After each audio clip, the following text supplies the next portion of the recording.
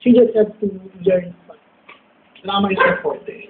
As a star, Catherine has the brilliance, the intelligence, the discipline.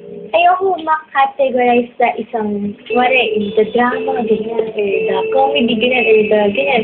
Parang gusto ko, parang, nasa ganyan nga lang kay Sarah G, or kay Miss Juday na very versatile. So, kailangan talaga pag-aralan mo yung lahat ng acting para hindi lang sinabi, puro paawa lang naman yun eh, puro kay pa-sweet lang naman yun eh. Yung gano'n, yung parang something new every show.